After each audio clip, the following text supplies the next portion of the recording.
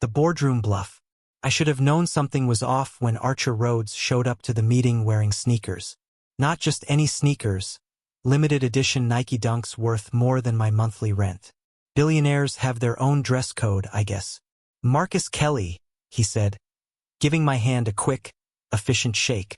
Thanks for making time on such short notice. As if I had a choice. When the 35-year-old founder of Helios Ventures, the man whose investment decisions graced the covers of Forbes and Fortune in the same month, asks for a meeting, you clear your schedule. Even if you're the CFO of a struggling clean energy startup that's one bad quarter away from becoming another statistic in the green tech obituaries. The pleasure's all mine, Mr. Rhodes, I replied, trying not to stare at the watch on his wrist that probably cost more than my MBA student loans. Our team is excited to show you what SolarSync has been developing. Rhodes nodded absently while scanning our conference room. It wasn't much. Just a repurposed corner of our warehouse space in Oakland with second-hand furniture and too many coffee stains. But we'd done our best to make it presentable, borrowing a decent projector from my cousin's wedding photography business and hiding our lunch leftovers in the supply closet. Is your CEO joining us? Rhodes asked, checking his phone. Unfortunately, Priya's stuck in Sacramento. Last-minute meeting with the State Energy Commission. What I didn't add was that this meeting was so unexpected that my boss was currently on a flight back, probably cursing the turbulence and my text message that had simply read, Archer Rhodes here now. Help. That's unfortunate, Rhodes said with a frown.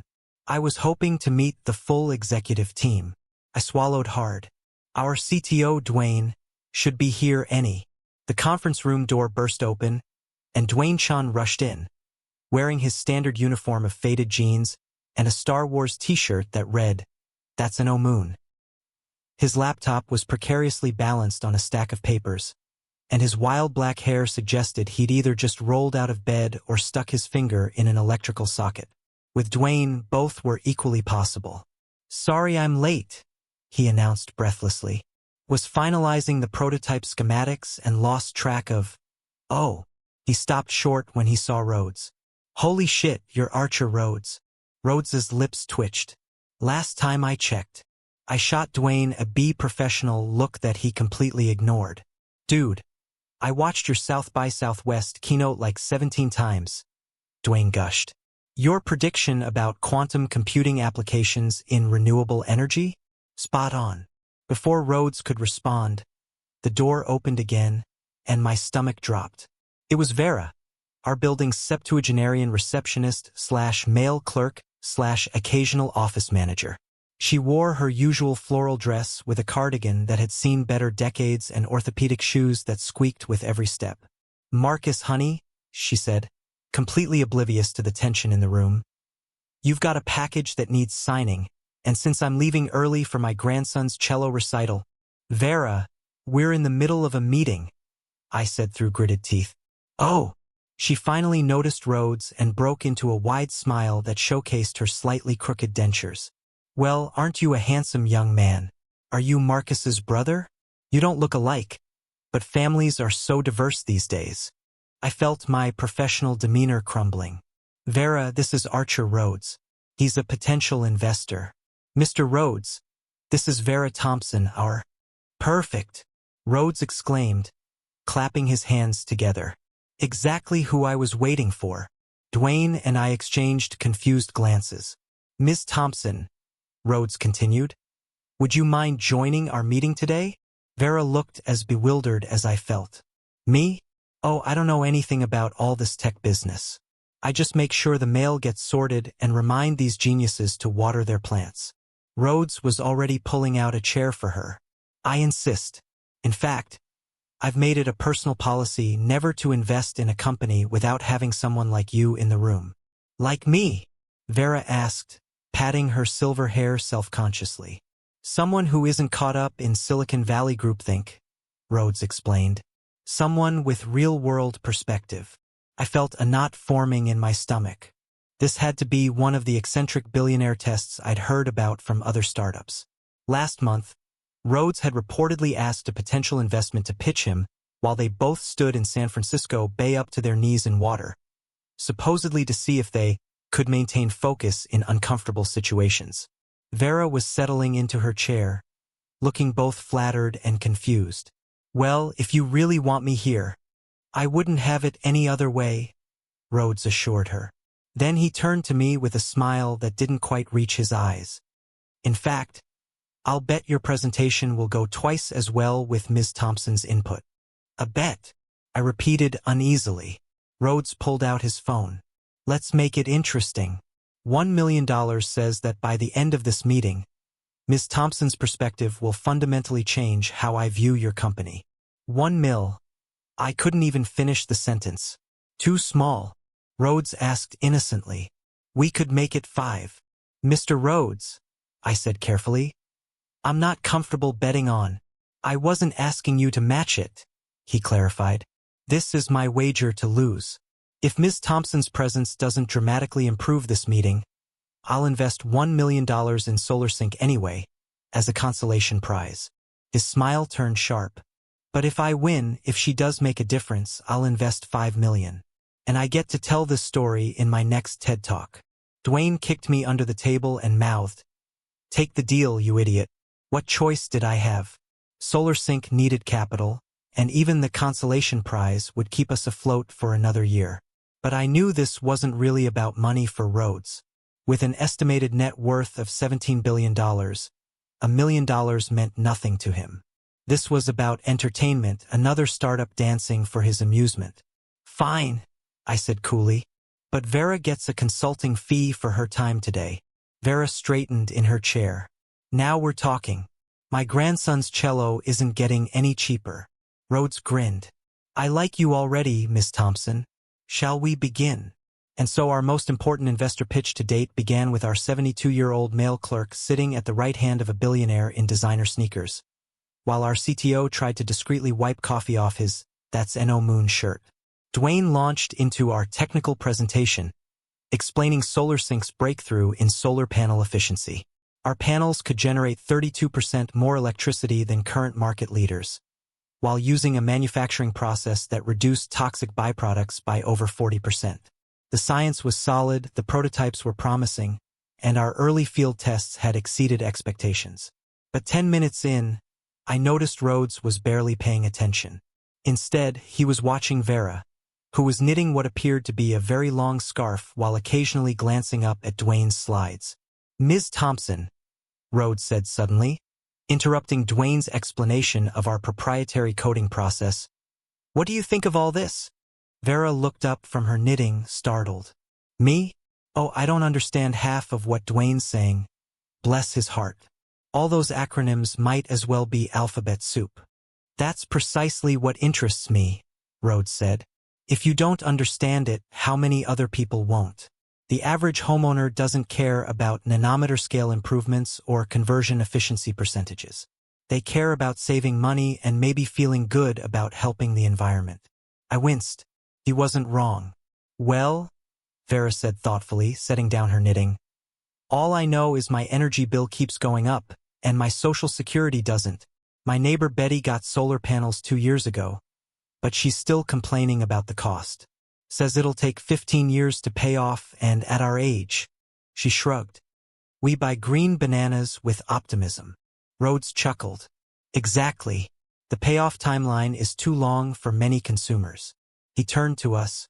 "How does SolarSync address that problem?" Dwayne and I exchanged glances.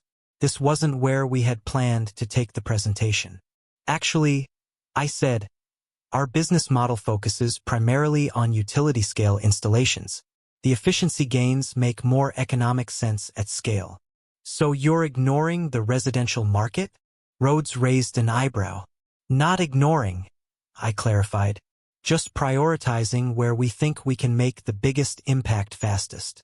Vera cleared her throat. "If I may." 3 pairs of eyes turned to her. "My grandson, the one with the cello, not the one in jail. He works for one of those solar companies that put panels on people's houses. He says the biggest problem isn't the technology. It's the financing. People can't afford the upfront costs, and those lease agreements are trickier than a raccoon with a credit card." Rhodes burst out laughing. "A raccoon with a credit card. I'm stealing that." He leaned forward. "She's absolutely right. The residential solar market is strangled by bad financing options that scare away average consumers. I nodded cautiously. We're aware of the financial barriers, but developing a new financing platform would require expertise we don't currently have. Then find it, Rhodes said bluntly, or partner with someone who does, because right now you're building a better product for a broken distribution system. The conversation veered wildly from our prepared presentation. Instead of discussing our technical advantages and manufacturing scale, we spent the next 40 minutes talking about consumer pain points, financing models, and the psychological barriers that kept average homeowners from adopting solar energy. And through it all, Vera kept surprising us with insights that were simultaneously obvious and profound. When Dwayne explained our recycling process for damaged panels, Vera pointed out that most people didn't even know solar panels could be recycled. When I mentioned our warranty periods, she countered that outliving the company offering the warranty was a genuine concern for older consumers. You know what would get me to buy solar panels? Vera said at one point. If you told me exactly how much I'd save each month, guaranteed it in writing, and made the whole thing as easy as ordering from Amazon. No contractors tramping through my house for days. No complicated forms. No waiting months for permits. Rhodes snapped his fingers. Simplicity and certainty. The two things the current residential solar market doesn't offer. He turned to me. What if SolarSync didn't just make better panels? What if you reimagined the entire customer experience? My mind was racing. This wasn't our business model. We were an engineering-driven company focused on core technology improvements. But Rhodes had a point. What good was better technology if the delivery system was broken? We would need to build partnerships across the installation and financing ecosystem, I said slowly. Develop standardized processes, maybe even proprietary installation methods to reduce labor time and costs. Now you're thinking bigger, Rhodes said approvingly. Technology is important, but user experience is everything. Dwayne, who had been unusually quiet, suddenly spoke up. What if we could make the panels modular? Simpler installation, expandable over time as budgets allow. Yes, Vera exclaimed. Like those fancy floor tiles my daughter keeps showing me on Pinterest. Start small, add more when you can afford it. Technically possible, Dwayne mused, already scribbling calculations on his notepad. We'd need to redesign the connection system, but as they brainstormed, I watched Rhodes. He was genuinely engaged now, asking questions, proposing ideas. This was no longer a perfunctory meeting or a bizarre test. He was actually interested in what we were building. 2 hours flew by. My phone buzzed repeatedly with panic texts from Priya, who had landed and was stuck in traffic, but I didn't dare interrupt the flow of conversation. By the time we wrapped up, the whiteboard was covered with diagrams. Our professional slide deck had been abandoned, and Vera had completed at least 6 inches of her scarf. Well, Rhodes said, leaning back in his chair. I think it's clear who won our bet. I nodded, trying not to appear too eager. So, about that investment. $5 million as promised, Rhodes said. But I'd like to propose something bigger. My heart skipped a beat. I'm listening.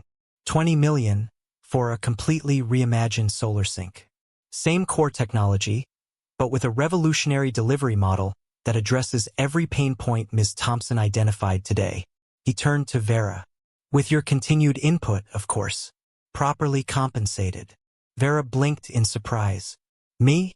I'm retiring next month. My scoliosis can't handle sorting mail anymore. Perfect timing then, Rhodes said smoothly. How does consumer experience consultant sound? Part-time, generous stock options, and you can work remotely except for monthly meetings. I'll even throw in a college fund for the cello prodigy. I watched in amazement as Vera's eyes welled with tears. Young man, either you're serious or this is the cruelest joke anyone's ever played on an old lady. Archer Rhodes doesn't joke about business opportunities, Rhodes said gently. Your perspective today was more valuable than a dozen market research reports. Before Vera could respond, the conference room door flew open, and Priya burst in, looking harried and slightly sweaty in her usually impeccable business suit. I'm so sorry for the delay, Mr. Rhodes, she said breathlessly. Traffic from the airport was perfect timing, Rhodes exclaimed, standing up. We were just concluding a most illuminating discussion. He gestured to the whiteboard chaos. Your team has been developing an exciting new direction for SolarSync. Priya looked from the whiteboard to me with confusion. New direction? I'll explain everything, I promised. But the short version is that Mr. Rhodes is offering a $20 million investment. Priya's jaw dropped. 20 million? With some strategic adjustments, Rhodes qualified. And the addition of Ms. Thompson to your advisory team. Priya finally noticed Vera, who gave a small wave. Our male clerk. Your new consumer experience consultant, Rhodes corrected. The person who just helped save and reinvent your company. As Priya struggled to process this information, Rhodes checked his watch. I need to run to another meeting, but my team will be in touch tomorrow with term sheets.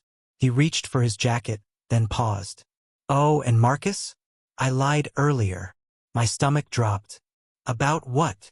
This wasn't actually a test. I truly do bring ordinary people to every major investment meeting, receptionists, janitors, rideshare drivers. They see things entrepreneurs and investors miss. He smiled. But the bet? That was just to make it interesting. I was always going to invest if the technology was sound. As he headed for the door, Rhodes stopped and turned back. Ms. Thompson? The raccoon with a credit card line? That's definitely going in my next TED Talk. After he left, the four of us sat in stunned silence. Did that just happen? Dwayne finally asked. I think so, I replied, still dazed.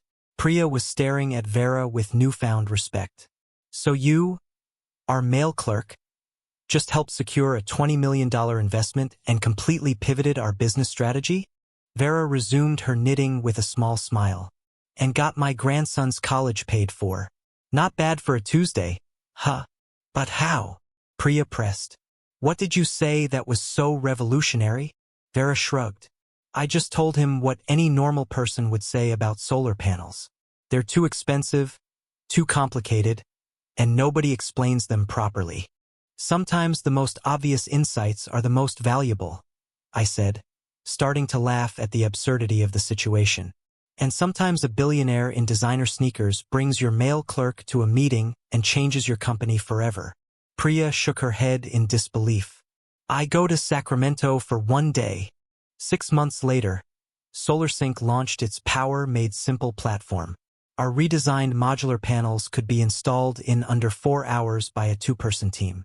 Our partnership with 3 national banks offered zero-down financing with guaranteed monthly savings.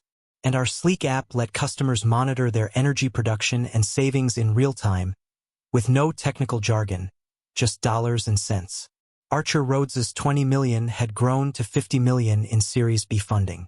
We'd moved to a real office in Emeryville with actual matching furniture. Dwayne had upgraded to That's No Moon t-shirts in multiple colors. And Priya had been named to Forbes 30 Under 30 in the energy sector. As for Vera, she'd become something of a legend in Silicon Valley. Rhodes had mentioned her in his TED Talk, which now had over 5 million views. 3 other VC firms had tried to hire her as a consultant, but she turned them all down. One job is enough at my age, she told me during our monthly strategy session. Besides, I like what we're building here. We were sitting in her home in Oakland, a modest bungalow now sporting our modular panels on its roof, the first residential installation of our new system. On her coffee table sat framed photos of her grandchildren, including the cellist who had just been accepted to Juilliard. We couldn't have built it without you, I said sincerely. You showed us what we were missing. Vera waved away the compliment. You were always smart cookies. You just needed someone to remind you that not everyone speaks fluent engineer. She poured me more iced tea. Now tell me about this new battery backup system Dwayne's working on. And use English, not acronyms. As I explained our latest innovation in terms my grandmother would understand, I thought about how radically one unusual meeting had changed everything. We'd gone from a technology in search of a market to a solution that actual humans wanted to buy. All because a billionaire had insisted on bringing a septuagenarian male clerk to a meeting. Sometimes the most valuable perspective is the one you'd never think to seek out. And sometimes the person who seems least qualified to be in the room is exactly who needs to be there. When I finally left Vera's house that evening, she pressed a package into my hands. For your new baby. Every child needs a homemade blanket. I unwrapped it to find the scarf she'd been knitting that fateful day, now transformed into a beautiful baby blanket in SolarSync's signature blue and yellow colors. How did you know? I asked, stunned. My wife and I had only told our families about the pregnancy last weekend. Vera winked. I may be old, but I notice things. You stopped drinking coffee 2 months ago, and you've been looking at baby furniture online during lunch breaks. She patted my arm. That's my real skill, you know. Not understanding solar panels. Just paying attention to what others miss. Driving home with the blanket on the passenger seat beside me, I couldn't help but laugh. The sophisticated investors and brilliant engineers had missed what was right in front of us all along. Sometimes the most disruptive force in business isn't artificial intelligence, blockchain, or quantum computing. Sometimes it's just a 72-year-old woman with knitting needles and common sense. The end.